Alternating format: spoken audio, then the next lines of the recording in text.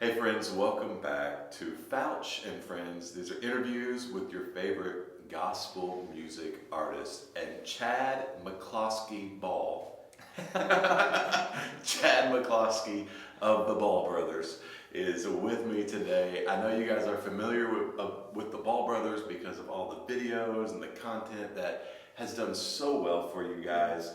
And I just threw that last name Ball in there just as a little fun. You'd be surprised how many people actually think that. But You probably get that question a lot because of the name. Well, the height kind of gives it away. I think my brother-in-laws are a bit taller than I am, so A little bit. yeah, just a tad. But Chad married one of Daniel and Andrew, that's the two Ball brothers, Yep. still in Yes. the group of Ball brothers. You married one of their sisters. Yes. So you are married in even though you're officially not. Yes. A Ball. I secured the job first, and then secured the job security by marrying into the family. So there was a bit of some chess going on with that, but we were able to play it good. But the thing I love about it though is that about your journey, what little bit I know about it is that you were a part of music with family and Yes. singing before the family group, the Ball Brothers, with the four siblings. So talk a little bit about your journey in music that led you to the last several years you were with the Ball Brothers. Yeah, well, to start, my mom and dad have always been involved with music. My grandpa, my mom's dad was a music evangelist, and they would travel around and he would preach, and my mom and her three sisters would all sing together with their mother. So that dated back to, the 1970s, 1960s. And then my mom and dad both sang in tour groups in college. And then before I was born, my dad became the music pastor at our church. And so music has always had a strong influence in our family.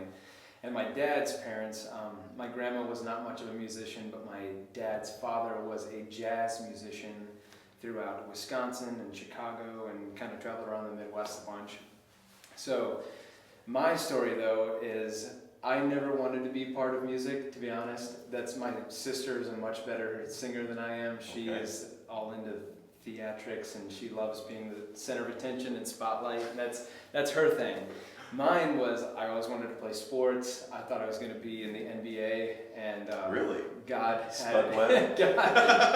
God really showed through on that one. But so I never wanted to be involved with music, but my dad always put a ultimatum out there that said, if you want to play sports, you have to do music. So now that I'm in my 30s, I really have come to appreciate that rule because sports, obviously, as far as stature and talent are concerned, were not in my cards.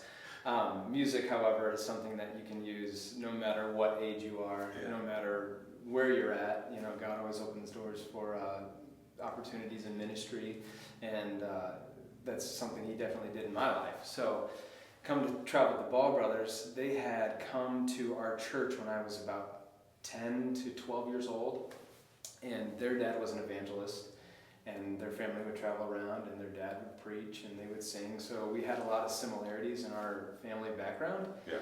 And then in 2006, their dad took a pastorate down in Chickamauga, Georgia, which is where we're based out of now. And when their dad took a pastorate, my dad went into evangelism and resigned the music pastorate. And we started singing at their church. So we kind of swapped roles a little bit there. And so I was 16 and had visited the Pastor Ball's church for the first time and found out that they had a younger sister that happened to be my age, that I thought was very pretty, and she was not interested at all. so we were friends, and we kind of lost contact over the years. And then in 2012, I got a call from Andrew saying that two of their brothers were moving off the road, and they were not looking for somebody to necessarily take the position. They were looking for somebody just to fill in. Yeah. So they were coming through Pennsylvania, which is where I was living at the time. And I met him at Walmart, jumped in the bus, and I learned, I think it was 74 songs in the matter of 48 hours. 74. I knew some of them, I didn't know all of them, so I called Andrew and said, "What part do you want me to sing?" And he said, "Just learn all the parts." And I was like, it's a bit vague going into this thing. And so I'm surprised you agreed to get on the bus with that. I think it was more so I didn't want to do what I was doing anymore. Okay. And I've always loved the guys, and they're, obviously they were like family, and now they are family. Yeah. But so I jumped on the bus, and first night they said, if you don't know one of the songs, just sit down on one of the stools in the back. And I took full advantage of that, and there was a few times, and I think there's pictures floating around somewhere where I'm just sitting on a stool listening to the other three guys sing. But come to the end of that weekend, we were all sitting up in the cab, how like you do when you travel, we were all sitting up in the cab of the bus, and they said, could you see yourself doing this full time? And I said, yeah, I enjoyed it, I think so. And they said, so if we were to offer you a job, would you take it? And I said, it depends on if you're offering me a job or not. And they said, well, we'd like to formally extend the invitation for you to sing. And I said, absolutely, I'll take it. 2 weeks Didn't later. even ask about money or They nothing. didn't. You just said, I'm in. I knew it wasn't much. but 2 weeks later, I resigned. I put in my 2 weeks notice at work. And then 2 weeks later, moved down to Georgia. And I've been down there for almost 10 years now. Yeah. So it's been a full circle journey. And then in 2000, I got to remember all my dates. In 2014, 2 years after I moved down there, I married their sister, and we've been now married for 6 years. You finally got her to recognize you. Well, it's funny. I text her before I even decided to take the job at all. I text her and I said, because I knew she was single, and I said, if I moved down there, would you let me take you on a date? And she said no. She told me no, and I mean, I'm sure that was for good reason, but she told me no, and I took a big gamble and said I'm moving down anyway. So 2 years after that, a year after that we started dating. 2 years after that we got married, and we've been married for 6 years now. We have 3 kids, and she's never been happier.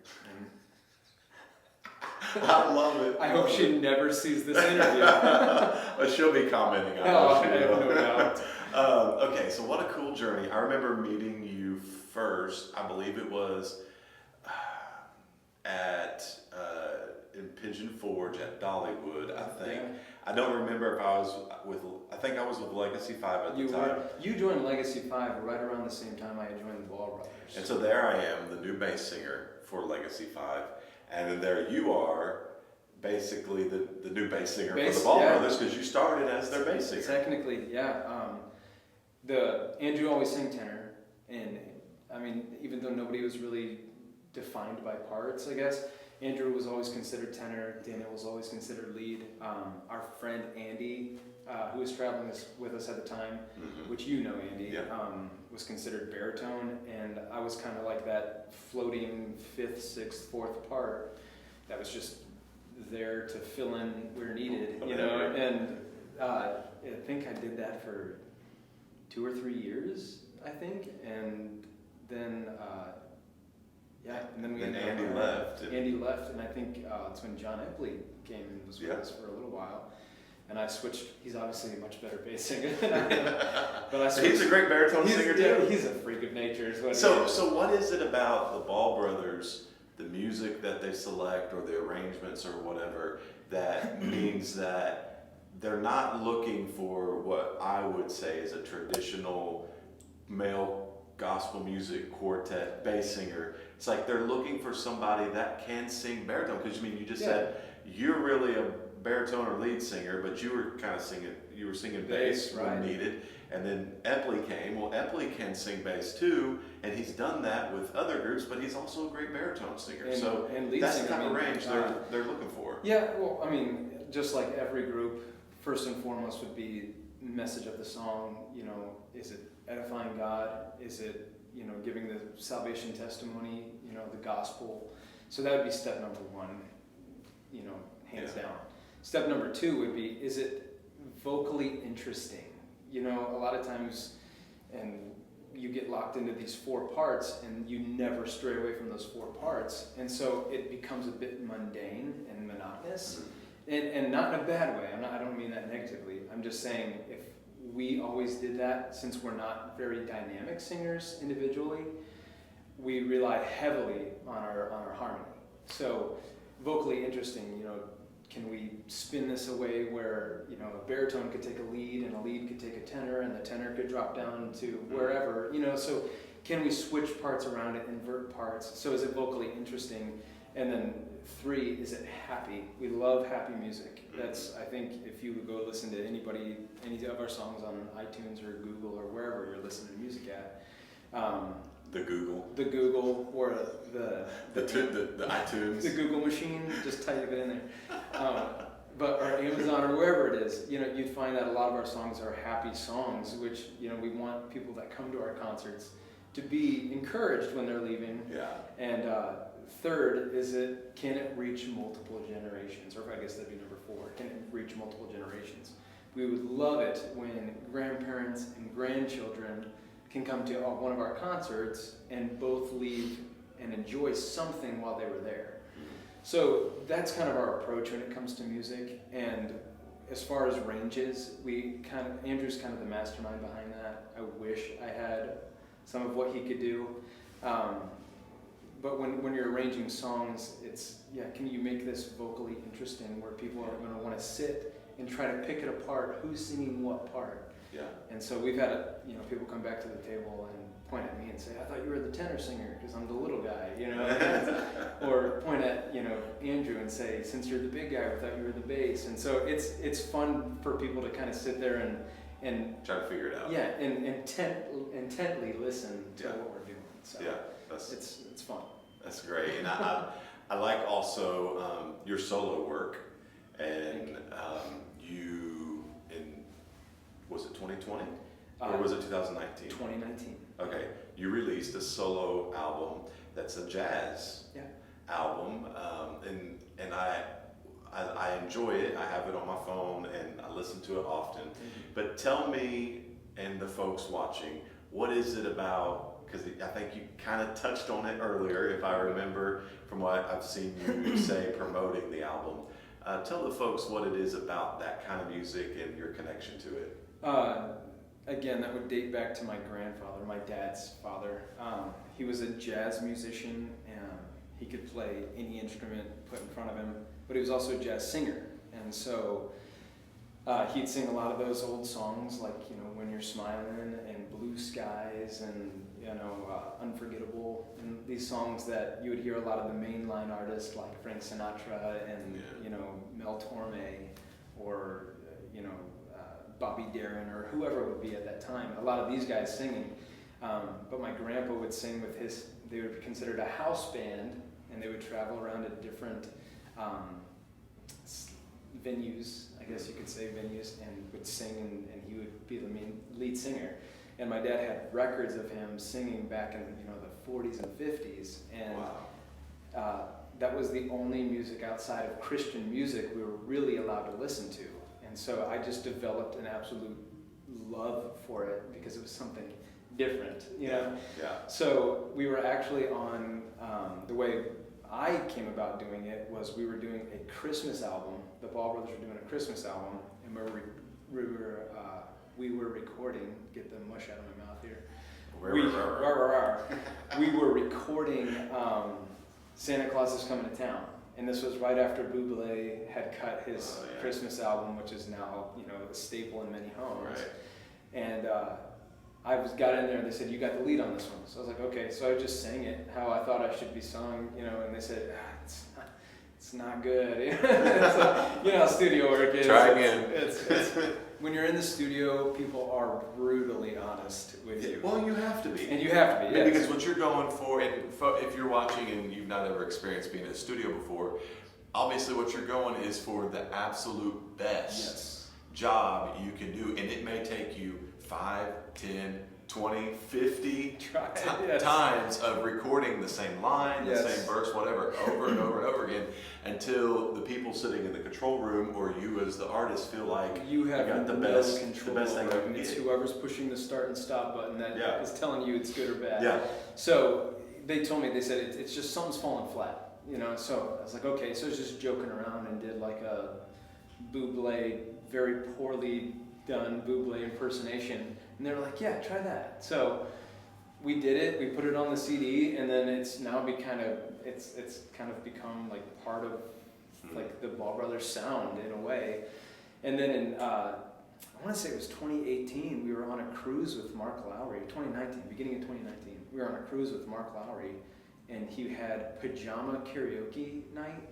And he asked all the artists to come in and sing. In your pajamas? In our pajamas. Okay. Which, okay. Shorts and a t-shirt. Okay. That's what I'm hearing. So he asked us to come in and sing, the karaoke. So the Martins were there, sang some.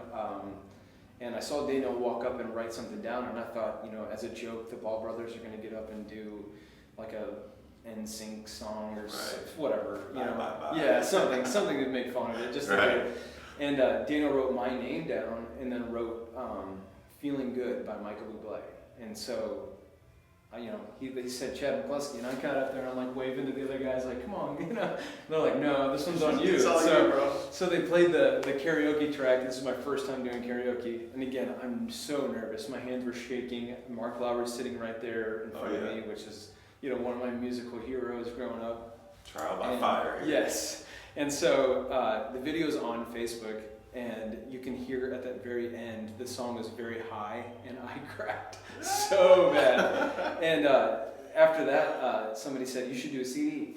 And I just kind of put it off, didn't think anything of it. And the next thing you know, Andrew called our record company, and our record company called me and said, we want you to do a CD. We already have the funding ready for you to go.